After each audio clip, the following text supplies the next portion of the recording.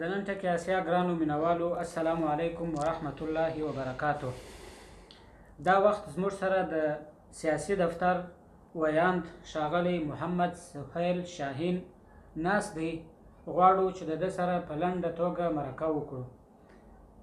محترم شاهین صاحب، د امریکا او طالبانو ترمنځ د شپږم پړاو مذاکرات پای ته ورسېدل. تاسو یې څرنګه ارزوئ؟ بسم الله الرحمن الرحیم.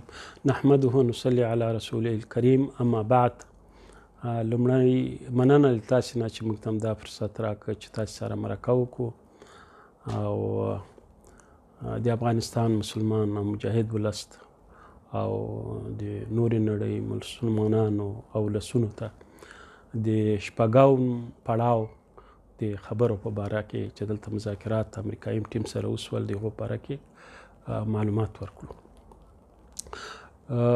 لکه تاسو ته چې معلومه ده چې شپږم پړاو د خبرو چې د اسلامي امارت مذاکراتي ټیم د امریکې د مذاکراتي ټیم سره دلته په دوحه کې درلودل پای ته ورسېدل.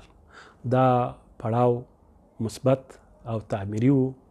په دې کې یو څه پرمختګ وشو په هغه مسوده باندې چې په تیر پړاو کې ترتیب شوی وه، په هغې باندې بحث وشو او پرمختګ هم حاصل شو. البته په دې کې ځینې داسې نقطې شته چې هغه راتلونکي پړاو ته پاتې شولې چې په هغه کې به بحث پرې کېږي تر څو پورې چې دا موافقه نهایي شي. نو په مجموع کې دا پړاو مثبت و سره د پرمختګ. په دغه مسوده کې کوم موضوعات ډېر مطرح دي یا د دغه مذاکراتو ایجنډا اصلا څه وه؟ ایجنډا خو دوه مهم ټکي وو چې هغه د افغانستان نه د خارجي قوو وتل او چاته اجازه نه ورکول چې د افغانستان خاوره د نورو هیوادونو په خلاف استعمال کړي. په دغو دوو ټکو موافقه شوې وه چې دا دوه ټکي به حل کېږي تر څو پورې چې دې زمینه برابره کړي دا ټکي چې موږ نورو مسایلو ته ورسو ورداخل سو او په هغو باندې بحث وکړو. تقریبا د لومړي پړاو او دوهم پړاو وروسته دا ویل کېږي چې پر امریکایان او طالبان پر دغو دوه موضوعاتو باندې توافق کړی دی. نو دغه توافق به کله نهایي سي؟ دا ولې دومره وخت اخلي؟ توافق خو یې په دې دوو موضوعاتو کړی دی چې په دې به په لومړي سر کې خبرې کوو او خبرې په دې تیرو پړاوونو کې وسولې او په دې پړاو کې هم وي. لیکن خبرې او د اوږد بحث په دې تفصیل باندې وسو. البته داسې نقطې شته چې هغه تفصیل ته اړتیا لري. په دې باندې وخت یې ونیو او دا څه ځینې تیر پړاوونه چې دي په دې موضوع باندې راڅرخېدل او په دې باندې بحث و. اوس په هغو کې پرمختګ شوی ده. البته ټول موضوعات نه دي حل شوي، یوه برخه د هغو موضوعات حل شوي دي او نور دواړو خواو هغه نقطې چې نورو داخلي مشورو ته ضرورت درلود، مشرانو سره د دواړو طرفونو ضرورت درلود چې مشورې وکړي، هغه یې له ځان سره وړي دي، هغه باندې به مشورې کوي او راتلونکي پړاو ته به له آمادګي او چمتووالي سره راځي. خلیلزاد په خپل ټویټر کې د وروستیو مذاکراتو په اړه ویلي دي چې په تفصیل کې شیطان پټ دی یا په بله اصطلاح په تفصیل کې مشکلات شته. آیا کولی شئ چې راته ووایاست چې دغه مشکلات څه دي یا خلیلزاد کومو مشکلاتو ته اشاره وه؟ و دا خو هغه ویلي شیطان پټ دی، خو دا یوه اصطلاح ده. مطلب یې دا دی چې هغه کې مشکلات شته، په هغه تفصیل کې مشکلات وي. نو واقعا څه وخت چې تفصیل ته سړی ورننوځي، هر یو طرف خپل نظر لري، خپل موقف لري، نو په هغه وخت نیسي بحث کېږي. موږ هم تاسو ته معلومه ده د 40 کالونو د مجاهدینو د قربانیو ثمره ده. نو دلته ملګري هر یو ټکي ته ډېر توجه کوي، هغه باندې غور کوي او په قوت سره یې وړاندې کوي. آیا په دغو مشکلاتو کې د امریکایانو د وتلو مهالویش هم مطرح دی؟ په دغو هغه کې موضوعاتو کې د مهالویش د یو مهمه موضوع ده، بلې هغه راځي ځکه هغه خو مهم موضوع ده. د مهالویش د اشغال د خاتمې په معنا ده چې هغه ووځي، نو هغه خو مهم موضوع ده. لکن د دې ترڅنګ نور داسې موضوعات دي چې هغه بحث طلب دي، په هغو باندې بحث شوی ده او همغو نقطو چې وخت یې نیولی.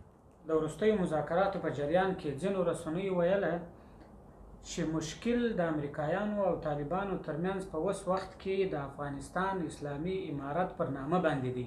دوی ویله چې ټوله موضوع حل ده، یوازې دغه ټکی اوس پاته دی چې په معاهده کې یا په هغه پریکړه لیک کې د افغانستان اسلامي امارت ولیکي او که د تحریک طالبان ولیکي. نه داسې نه و چې دغه ټول مسایلو باندې ټول مسایل نهایي سوي او په دې یوه ټکي باندې د دومره ورځې خبرې کولې او نه حل کېده. البته ځینې مصطلحات شته چې په هغه کې اسلامي امارت هم شامل ده. دا هم ځینې موضوعات دي چې لکه دا نور موضوعات بحث پې شوی ده او خو دا د نورو موضوعاتو ترڅنګ یا د نور مصطلحات ترڅنګ یوه ده. نو داسې نه ده چې نور ټول حل سوي یوازې همدا پاتې وو. داسې هم ویل کېږي چې طالبانو او امریکایانو یا طالبانو د امریکایانو سره پر اوربند باندې توافق کړی دی. آیا دا رښتیا ده؟ نه دغه دلته دوه چوکاټونه، یو چوکاټ ده خارجي چوکاټ. په دې خارجي چوکاټ کې موږ د امریکایانو سره خبرې وکړو چې خارجیان وځي د افغانستان نه او اشغال ختم سي، او موږ هم چاته اجازه ورنکړو چې د افغانستان خاوره د نورو هیوادونو په خلاف باندې استعمال کړي. دا یو چوکاټ ده. بل چوکاټ داخلي چوکاټ ده. نو دغه چوکاټ موږ خلاص کړی لا نه ده. څه وخت چې دا خلاص کو دا پای ته ورسیږي نو بیا د دې زمینه برابروي چې موږ یو بل چوکاټ ته داخلي چوکاټ ته ور داخل سو. نو دا دوه فرق لري سره. د دې دا معنا ده چې تاسو د امریکایانو سره پر اوربند باندې هیڅ خبرې نه کوئ یا خبرو ته نه یاست آماده؟ د امریکایانو سره خبرو موضوع چې ده هغه خو په دې لومړي چوکاټ کې همدغه مسایل دي لکه ما چې ویلې د افغانستان د اشغال خاتمه او د موږ له خوا نه چاته اجازه نه ورکول چې د افغانستان خاوره د نورو هیوادونو په خلاف استعمال کړي. بیا موږ یو بل داخلي چوکاټ ته ننوځو چې هغه به د افغانانو سره خبرې وي او په هغه کې به اجندا چې ده هغه مختلفه وي له هغه اجندا څخه چې موږ د امریکایانو سره لرو. بله ناسته به د امریکایانو سره کله وي؟ بله ناسته به انشاءالله په نږدې ورځو کې وي، خو تاریخ یې لا اوس پورې نه ده ټاکل سوی، لکن لنډه به وي. آیا ځای معلوم دی چې چیرته به وي؟ همدلته دوحه کې وي او که په بل ځای کې؟ بله امکان شته دلته په دوحه کې وي خو تاریخ معلوم نه ده. بین الافغاني غونډه چې په دوحه کې ټاکل سوې وه ترسره سي تېره میاشت هغه ونه سوله. آیا د بلې غونډې دپاره پلان شته؟ و د بلې غونډې دپاره پلان شته، لکن اوس نه.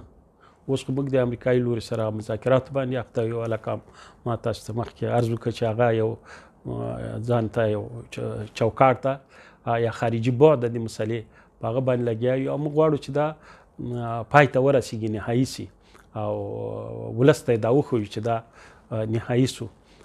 او د افغانانو سره خبرې دا هم مهمې دي، خو متاسفانه لکه تاسو ته به هم معلومې چې موږ د هغې غونډې لپاره چې دلته په دوحه کې کېدونکې وه د افغانانو سره د بین الافغاني کنفرانس و، د هغه لپاره موږ تقریبا یوه میاشت تیاری نیولی و او ډېر کار مو وکړو او موږ غوښتل چې دا تسلسل چې په مسکو کې د افغانانو سره وډه شوې وه او دا تسلسل همداسې دوام وکړي.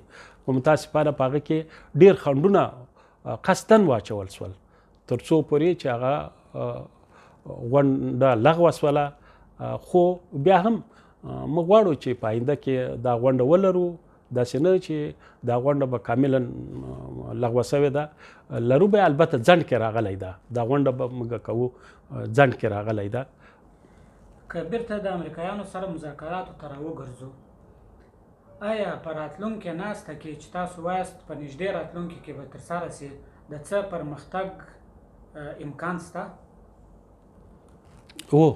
په راتلونکې غونډه کې چې اووم پړاو د دې خبرو ده زه امید لرم هغه پاتې ټکي چې لا اوسه پورې حل سوي نه دي په هغو باندې بحث وشي او هغه نهایي سي تر څو د دې موافقې ته زمینه برابره کړي چې موږ یوه نهایي موافقه ولرو.